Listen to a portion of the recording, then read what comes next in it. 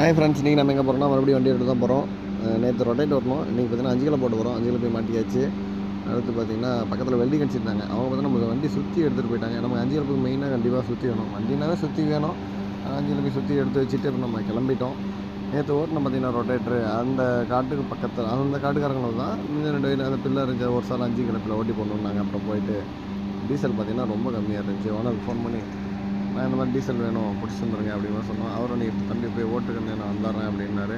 அப்புறம் ஒரு ஓட்டையில் இறங்கி ஏற மாதிரி பெரிய பள்ளம் மொல்லங்கள்லாம் இறங்கி ஏற்றியாச்சு பொறுமையாக ஏற்றிட்டு அப்புறம் நம்ம ரொம்ப பில்லு நம்மளுக்கு கலப்பை வந்து பெரிய கலப்பைங்க 5 கலப்பை. அதனால் ஈஸியாக நம்ம 2 சால் ஓட்டி விட்டாச்சு. ஒரு சால் தான் ஓட்ட சொன்னார் ஃபஸ்ட்டு. உழவு கொஞ்சம் ரொம்ப நாளாக ஓட்டாமல் இருந்தனால உழவு லேசாக தான் வந்துச்சு. அதனால் காட்டுக்காரர் வந்துட்டு 2வது சால் ஓட்ட சொல்லிட்டாரு. அதுக்குள்ளேயே பார்த்திங்கன்னா ஓனர் நம்ம டீசல் கேட்டிருந்தோம் இல்லைங்களா, டீசல் பிடிச்சிட்டு வந்துட்டார்.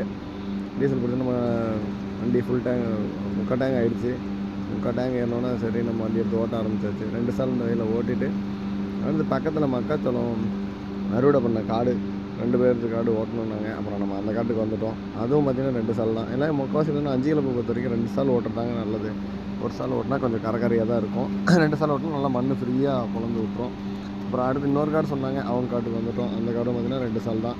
அதனால் மக்காத்தூள் தாங்க இப்போ அதிகமாக பயிர் பண்ண ஆரம்பிச்சிட்டாங்க. அப்புறம் நம்ம வண்டி எடுத்து செயினில் லூஸ் பண்ணிட்டு கரெக்டாக ரெடி பண்ணிவிட்டு ஓட்ட ஆரம்பிச்சிட்டோம்.